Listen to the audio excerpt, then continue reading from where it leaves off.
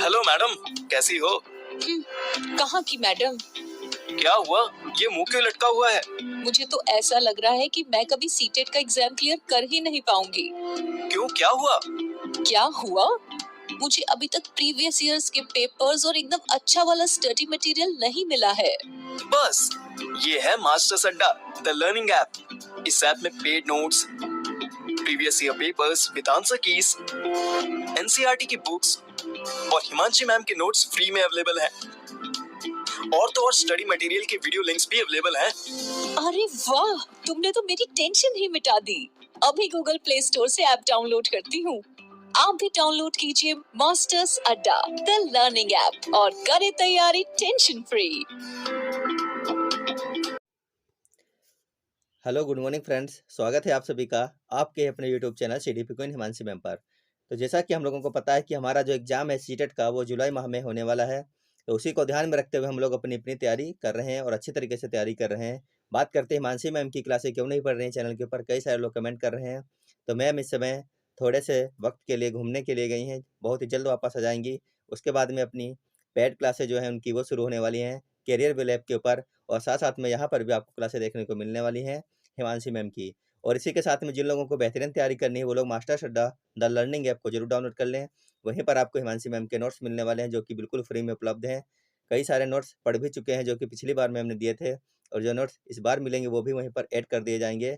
इसी के साथ में आपको प्रीवियस ईयर के पेपर जिन लोगों को करने हैं वहीं पर उपलब्ध हैं बिल्कुल फ्री में। और जिनको किताबें पढ़नी है एनसीईआरटी की क्लास 3 से लेकर के क्लास 8 तक की किताबें हिंदी और इंग्लिश दोनों मीडियम में ही वहाँ पर उपलब्ध हैं। तो आज की जो हमारी क्लास है वह रहने वाली है मैथ्स पेडागोजी से संबंधित। यहाँ से आपको 2 से 3 क्वेश्चन आपकी हर शिफ्ट में देखने को मिल सकते हैं।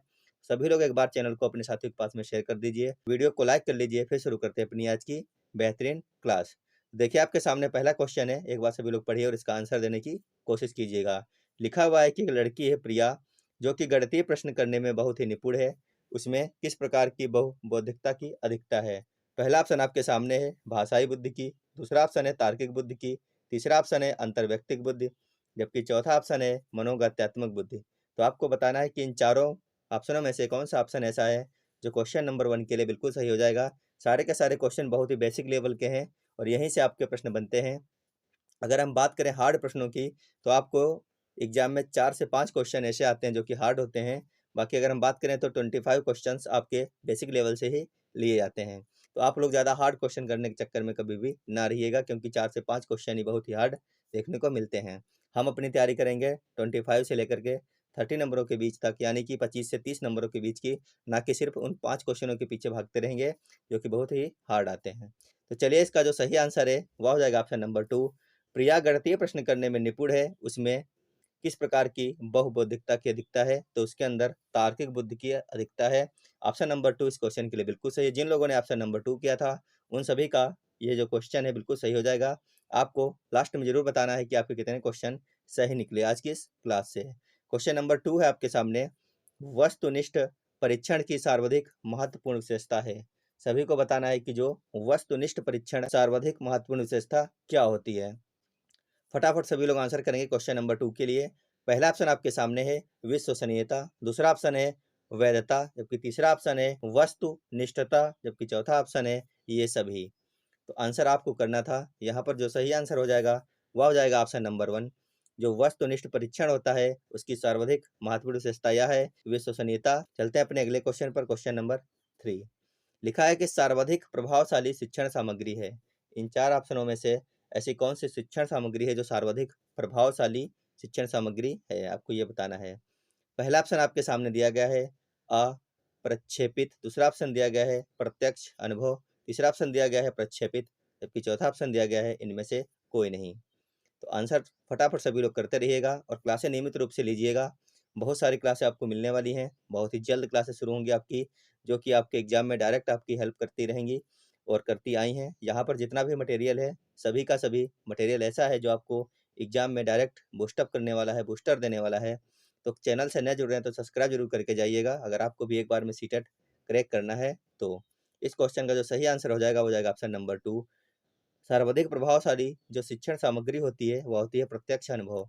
अगर आप किसी चीज़ को प्रत्यक्ष अनुभव करते हैं, अपने सामने देखते हैं, समझते हैं, सुनते हैं, जानते हैं, वो शिक्षण सामग्री सबसे ज़्यादा क्या होती है, प्रभावशाली मानी जाती है। तो ऑप्शन नंबर 2 इस क्वेश्चन के लिए बिल्कुल सही हो जाएगा।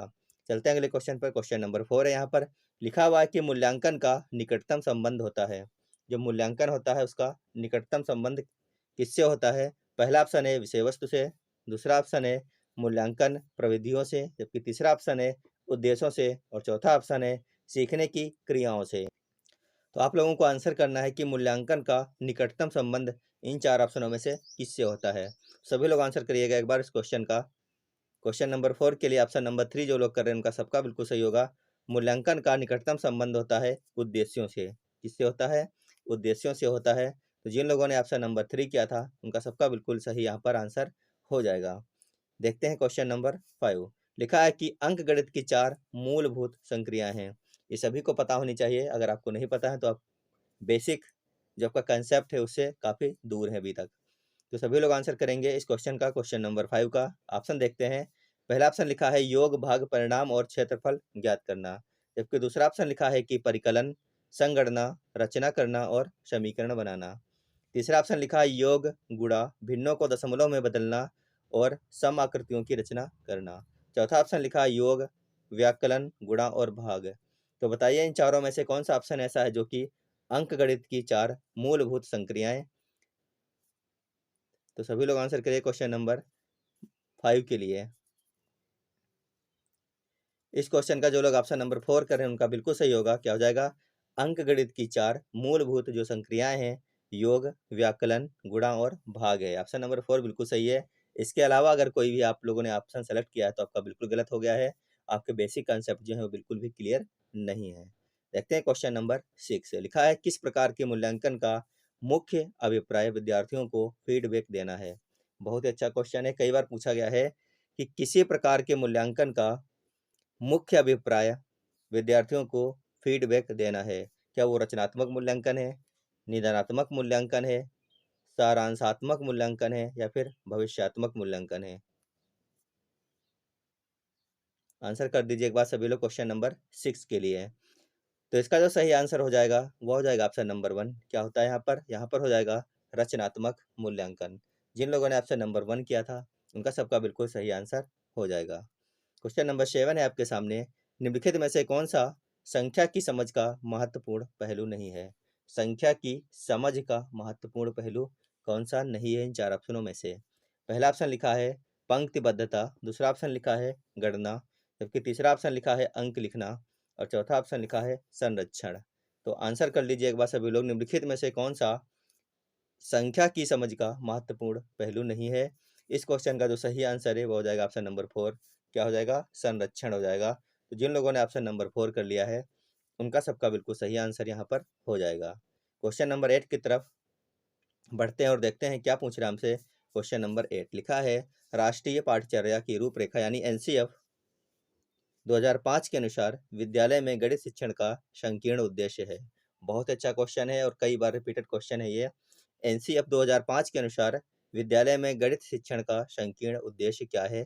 सभी लोग आंसर करिए। देखिए ऑप्शन लिखा है आपके सामने। पहला जो ऑप्शन लिखा है बीजगणित से संबंधित दैनिक जीवन की समस्याओं की शिक्षा देना। दूसरा ऑप्शन लिखा है संख्यात्मक कौशलों का विकास करना। तीसरा ऑप्शन लिखा है बीजगणित पढ़ाना और जबकि चौथा ऑप्शन लिखा है परिकलन व मापन पढ़ाना। तो बहुत ही अच्छा क्वेश्चन है। इस प्रकार के क्वेश्चन कई सारे आपकी शिफ्टों में बनते हैं जो कि आप नहीं कर पाते हैं सही से, गलत कर देते हैं कई सारे क्वेश्चन। इस क्वेश्चन का सही आंसर हो जाएगा ऑप्शन नंबर 2 संख्यात्मक कौशलों का विकास करना। ऑप्शन नंबर 2 यहाँ पर बिल्कुल सही है। जिन लोगों ने ऑप्शन नंबर 2 किया था उनका सबका बिल्कुल सही आंसर हो जाएगा। आज की ये क्लास हमारी 10 क्वेश्चनों की रहने वाली है। इसमें हम लोग वो महत्वपूर्ण 10 क्वेश्चन कर रहे हैं जो कि बेसिक कंसेप्ट से हैं और कई बार आपके एग्जाम में पूछे गए हैं। तो देखिए क्वेश्चन नंबर 9 आपके सामने है। गणित की शिक्षा का मुख्य ध्येय क्या है? गणित हमें क्यों पढ़ाई जाती है, उसका मुख्य उद्देश्य क्या है, ये आपको बताना है। पहला ऑप्शन लिखा है ज्यामिति के प्रमेयों और उनके प्रमाणों का स्वतंत्र रूप से सृजन करना, जबकि दूसरा ऑप्शन लिखा है विद्यार्थियों को गणित समझने में सहायता करना। तीसरा ऑप्शन लिखा है उपयोगी क्षमताओं को विकसित करना, जबकि चौथा ऑप्शन लिखा है बच्चों की गणितीय प्रतिभाओं का विकास करना। तो सभी लोग आंसर करेंगे कि गणित की शिक्षा का मुख्य उद्देश्य क्या है। जो बालकों को गणित की शिक्षा सिखाई जाती है। तो क्वेश्चन नंबर 9 के लिए ऑप्शन नंबर 4 बिल्कुल सही है। बच्चों की गणितीय प्रतिभाओं का विकास करना। ऑप्शन नंबर 4 यहाँ पर जो लोग कर रहे हैं उनका सबका बिल्कुल सही हो जाएगा। बहुत ही अच्छा क्वेश्चन था और कई बार आपके एग्जाम में पूछे हुए क्वेश्चन है सारे के सारे। जो सभी के सभी प्रश्न हैं, कई बार पूछे हुए प्रश्न हैं, तो सभी के सभी लोगों को शेयर करिएगा जो लोग तैयारी कर रहे हैं सीटेट एग्जाम की। क्वेश्चन नंबर 10 देखिए, आपके सामने लिखा है कि निम्न में से कौन सा खुला अंत वाला प्रश्न है। खुला अंत एक होता है बंद अंत वाला। तो खुला अंत आपको पता होना चाहिए क्या होता है, तो सभी को आंसर करना है। पहला ऑप्शन लिखा है आप 15 को 3 से गुणा किस प्रकार करेंगे। पूछा गया है कि 15 को गुणा किस प्रकार से करेंगे। दूसरा ऑप्शन लिखा है कोई दो संख्याएं लिखिए जिनका गुणनफल 45 हो। ऐसी कोई संख्या आपको लिखनी है दो जिनका गुणनफल क्या हो, 45 होता हो।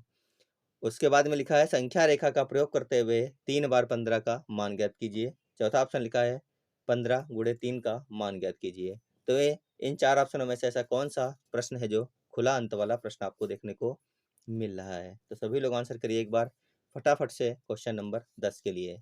इस क्वेश्चन का जो राइट आंसर रहने वाला है वह रहने वाला है ऑप्शन नंबर 1। आप 15 को 3 से गुणा किस प्रकार करेंगे, ये यहाँ पर पूछा गया है और यही खुला अंत वाला प्रश्न है।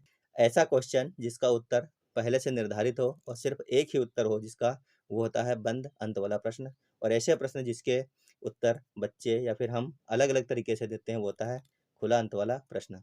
तो आज की क्लास थी ये हमारी, जिसमें हम लोगों ने 10 क्वेश्चन किए हैं। उम्मीद है आप लोगों को क्वेश्चन पसंद आए होंगे और यहीं से आपके एग्जाम में आपको डायरेक्ट क्वेश्चन देखने को मिल सकते हैं। क्लास अच्छी लगी हो तो जरूर शेयर करिएगा। चैनल पर नए जुड़े तो चैनल को सब्सक्राइब करके जाइएगा। यह है आपकी PDF जो कि आपको कहाँ पर मिलने वाली है, मास्टर्स अड्डा द लर्निंग ऐप के ऊपर मिलने वाली है। यहीं पर आपको मिलने वाले हैं प्रीवियस ईयर के जो भी पेपर हैं आंसर की के साथ में। अगर आपको भी लगाने हैं, क्योंकि पेपर लगाने बहुत ही ज़रूरी हैं, तभी आपको पता चलता है कि क्वेश्चन पेपर कहाँ से बनाया जाता है, किस प्रकार के क्वेश्चन पूछे जाते हैं और पूछने का तरीका क्या होता है और कैसे हमें उनके आंसर करने हैं। दूसरी बात है, यूट्यूब पर जितनी भी क्लासें हैं सभी PDF यहीं पे हैं।